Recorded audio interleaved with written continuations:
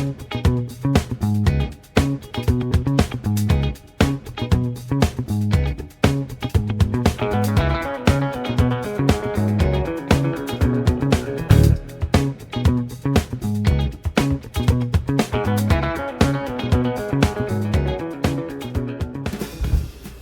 back to Occam's Razors, Gardening, Cooking, and Canning. And today we're going to be doing the fourth batch of jam from the bird shit berry juice. So, berry bush. I keep saying berry juice. Anyway, so we've been picking berries for the past 3.5 days, so we need to give this a measure to see how much sweet stuff we are going to need to make the jam. So we've got our scale, and it's, no, I don't want milliliters, I want, there we go, grams. All right, oops. I don't want all these berries I'm missing. Yeah. Yes, so we've been picking a lot of berries. Just a crazy amount that we have been getting.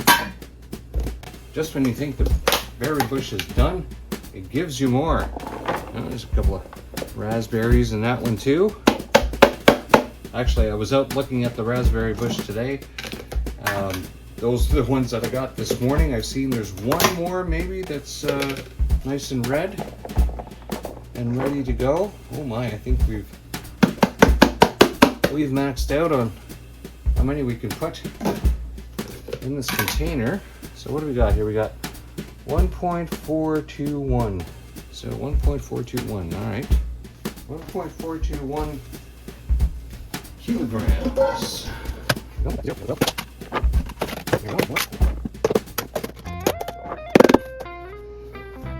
Plus 563.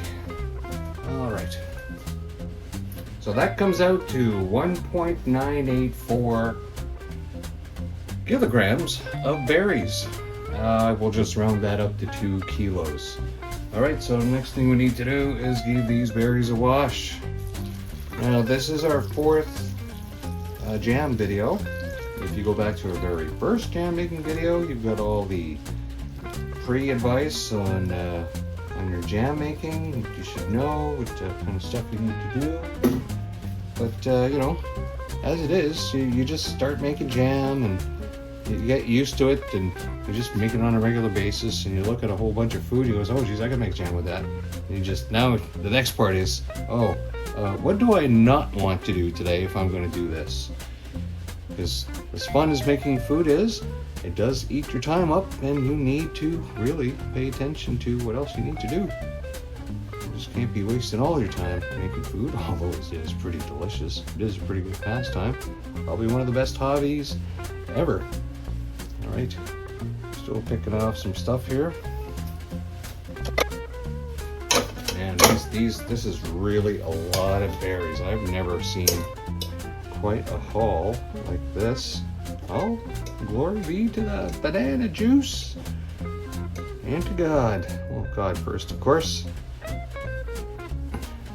Give us such bounty, especially with a clear absence of pollinators, as we've been experiencing in the garden, with the zucchinis anyway. Kind of annoying.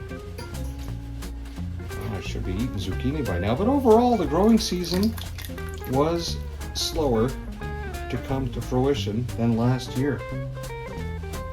Not impressed. I mean, looking at the labels on when I was able to can stuff last year, my jams were made earlier.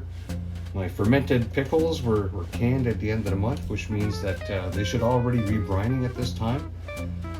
I haven't seen any mini cucumbers yet for sale. So obviously, I mean, locally, they would have been experiencing the slow growth issues as well. Unless there's a shortage on cucumbers. Maybe there's something we don't know that's going on with the cucumbers.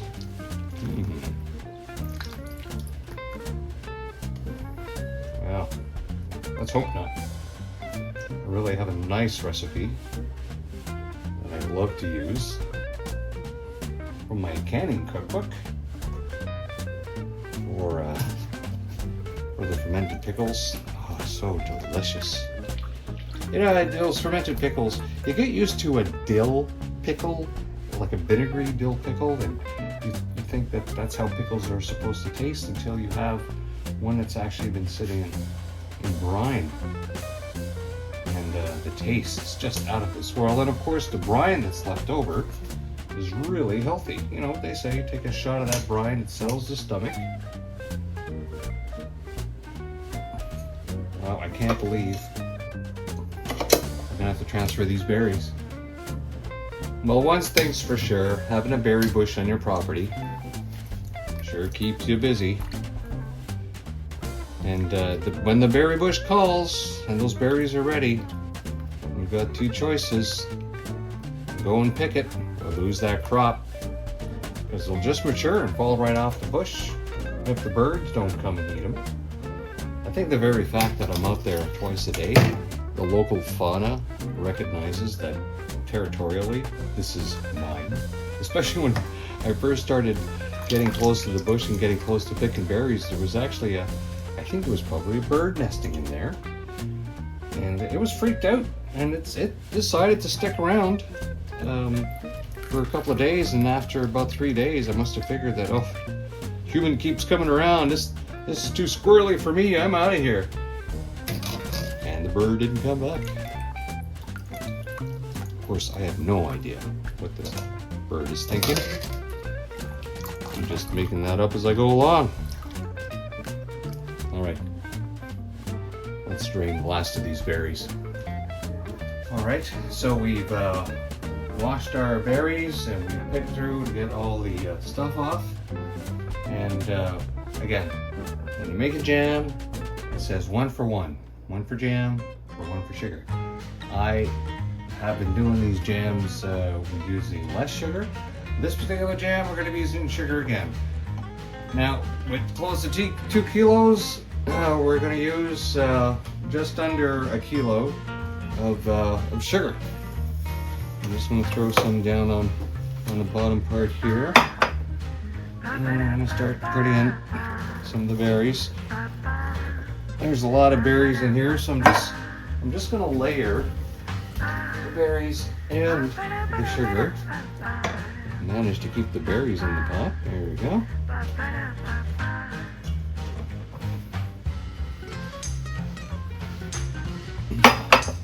That'll just make it easier to mix, because it will be a lot of berries to mix. Okay, come on, berries. Oh, I lose control of my berries. See, I even think maybe I should only use like 1/4 of the sugar that it calls for. That last chance to pick out the stuff you see too. Ow, cookie. More sugar? I guess I don't feel as guilty using less sugar if I layer it like this and mix it up. I mean, my God, it's so much sugar, especially when, you know, there's all that natural sugar in the berries. Okay, that's it. 80% of that sugar that I wanted to use. Okay, so now let's just mix this up so that the sugar gets a chance to coat all the berries. Again, the purpose behind this is to masticate the berries. There's a mixture of both ripened and unripened berries in this mastication, and what that will do is it will draw out the juices and the sweetness from all the berries, and our unripened berries will provide natural pectin for the lemon juice to activate near the end of the cooking cycle. Okay. Well, this is my fault. I should have done a smaller batch, but now I'm doing a big giant batch. Oh, that's going to be a lot of fun. to cook up on a stove tomorrow. Just want to make sure I keep going around until I don't see any more of that granulated sugar when I turn it over, that it's all getting gooey and melty. Alright. Okay. So, you will be amazed at how juicy this will all come tomorrow. Pull it out of the fridge. Make our jam. Batch number 4. Alright. Now, I gotta go spray the garden with a turmeric spray. Alright, it's tomorrow. Today is tomorrow. Tomorrow is today. So, our jam has been sitting with the sugar. Not the full half, maybe what, 1/3. Instead of 1-to-1, maybe it's 1/3 to 1. Now, you saw the sugar just before when I tossed it yesterday. Now let's have a look. You can see this is quite, it's quite liquidy. So let's see here. Oh yeah, well, it's, look at that. Oh, this is gonna make a good jam. All right, well, as I have done, or not done I should say, with the other jams, the other batches, I don't bother to mash this. I just let the cooking process do its part. So we'll turn that up to heat that up and see how long it takes to heat this one. I'll start the timer. And then once it starts bubbling, if I'm smart enough to remember, I'm gonna turn the timer back to 0 and then we'll see how long the process takes until this batch is ready as well. So let's go back over what we need. The jars are currently being sanitized in the oven, in my smaller oven, not this oven, with around somewhere between 250 and 275 degrees Fahrenheit. That'll kill anything that's in them. It's a lot better than doing a water bath and then waiting for the water to come off. And then if you're water bathing it, you have any residue in your water, then it accumulates on your jars as well. This is a much better method, putting it in the oven. Easier, cleaner, no muss, no fuss. Just make sure not to go above 275 degrees Fahrenheit or else you could damage it and crack the glass. I have the lids sitting in some hot soapy water. And when I'm ready to use those lids, after I've canned the jars, I will use my handy dandy magnet holder into the jar, grabs the lid, puts it on, roll this over. This comes off the edge of the jar, and then the lid stays on if you do it right. And of course, you'll need something to grab the jars, to put them into the water, and to take them out of the water, because this is just a 10-minute water bath. As well, in these berries, I have a mixture of both ripe and unripened berries. The unripened berries will provide the necessary pectin, which will be activated by the lemons. I have close to 2 kilos, just under 2 kilos of berries here. I think I'm going to use about a lemon and a half to trigger the pectin. When it's ready, and I'll squeeze that fresh and then put it in. Also, once I've filled the jars, I will use this little saucer and a paper towel with some vinegar to wipe the edges to make sure they are completely clean. It's also a last minute check to make sure that if I missed any nicks on any of those jars, I don't want to bother putting a lid on those to try to can it if there's a nick, because it's not going to seal well. I just have to transfer it to another jar. As well, you'll need a canning funnel and a ladle. The canning funnel, I'm going to toss in soapy water with the lids, and same thing with the ladle. So, at this point now, all we're going to do is we're going to wait for this to heat up and cook, and then once all that cooking is done, we will squeeze our lemon, put it in, then finish cooking it, and then at that point, when it's ready, we will slow the tape down and we will continue with the canning process. All right, let's go.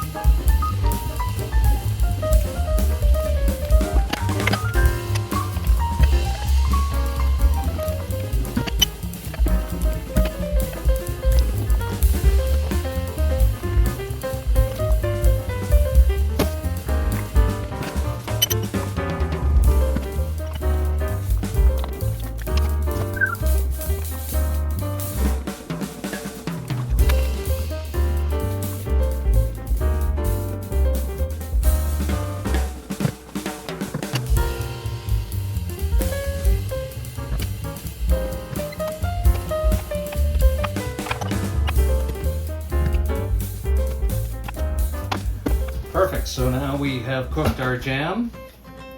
You saw on the timer how long it took. It's about 10 minutes to bring up to a slow boil, and then about close to 20 minutes to cook, or just under 20 minutes, and then I added the lemon and then cooked it some more. So now our jars have been sanitized, as it has everything else, and we shall begin to jar our jam. Now you'll notice I didn't even bother doing the jam thickness test. I'm just winging it. And you know what? So what if it's runny? No, it's not going to be runny. When this stuff cools, it really gels.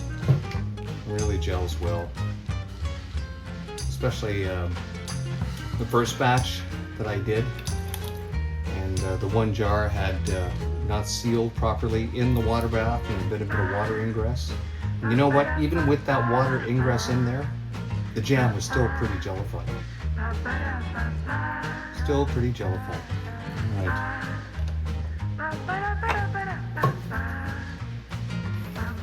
Well, I think I might get about 13 jars. I'm estimating.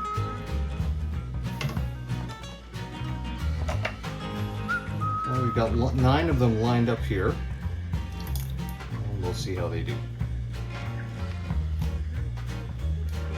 So at this point, we are just going to speed up the video again. There's not much more to add other than just doing this part right here, and then cleaning the rims with the vinegar and the paper towel. And after that, I will put on the lids. And after the lids will be the rings. And then after that will be the water bath. All right, let's speed it up.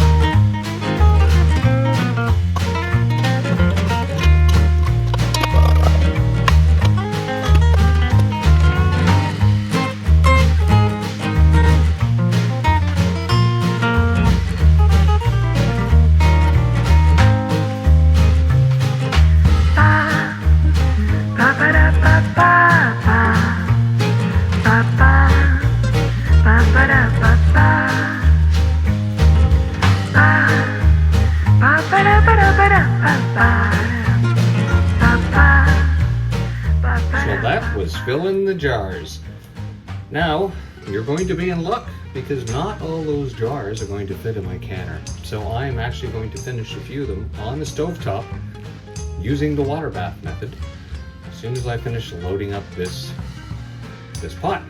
So let's do that on fast mode.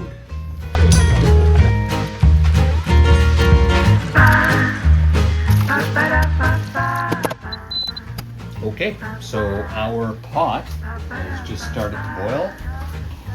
We're doing the water bath.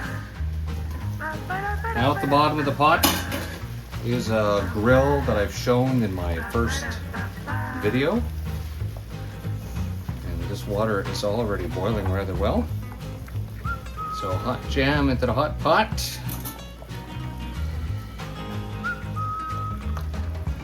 I had pre-measured the water,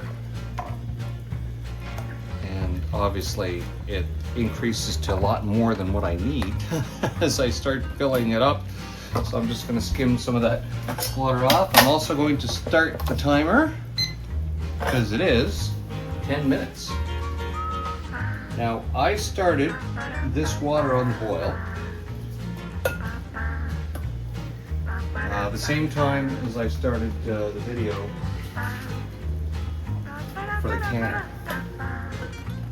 Now that was cold water going into this, being turned on the stove, and you saw me pour the cold water into the canner, and the canner is still heating it up.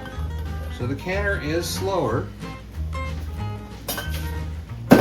but it is more efficient, especially energy-wise. Now, when the canner is ready, it will beep because it knows that there's enough steam coming through the steam hole that the water is now doing what this water bath is doing right here with these jars. At which point I hit the start button, and then the timer just goes for 10 minutes, and then the canner shuts itself off. And then later on in the day I'll remember, oh yeah, I have jars in the canner. All right, well, we didn't even turn this on. All it is I hit an extra minute. All right, well, let's turn it on then. Let's see how much yammering I was doing by looking at the timer on the camera. Okay, I might have yammered for about a minute. So we'll just go over 10 minutes on this timer then to make sure that we get our 10 minutes for the jam processing. And yeah, so the rest of this will be in fast motion. Let's do that now.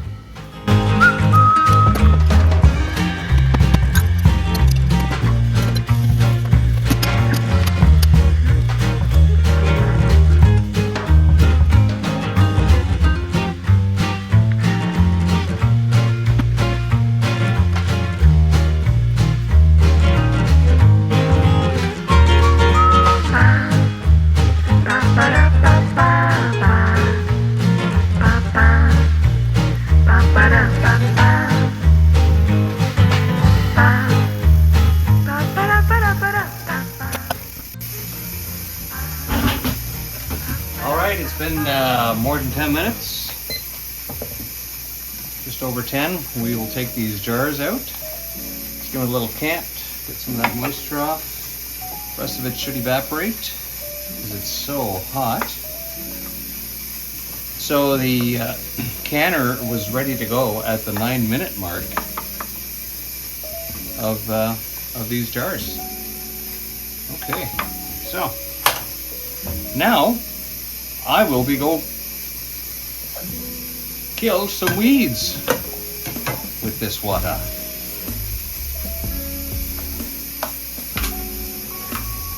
So this was 4 days of picking berries twice a day from the bird shit berry bush with only, what's it, like 4 or 5 raspberries. I was just out in the raspberry patch now, picking off a few more of those Japanese beetles, even with the trap out. Some of them are still hanging around, and for some reason they're loving my potato plants too. It doesn't look like they're munching on them. They're just confused and hanging around and, you know, making babies and wanting to lay more eggs and stuff. Well, that's that for the jam. It's so easy to do. It just, you know, takes a little time, a little prep. And now, of course, I've got more than enough jam for myself for the whole year. What have I got here? I've got 9 there, and I have 9 others that have sealed successfully. And along the way, there's been like, what, 2.5 jars that didn't seal, that are just consuming and cooking with it, putting it inside my homemade bread for bread that's looking really, really interesting when it comes out. As a matter of fact, it's coming out looking like this. Isn't that looking delicious? Oh yeah. So that's it for the birdshit berry bush jam. This is the 4th batch. There might be a 5th batch, but obviously it's going to be augmented by the raspberry bush as the birdshit berry bush is coming towards its end. Right. And this concludes the canning of the 4th batch. Bye-bye.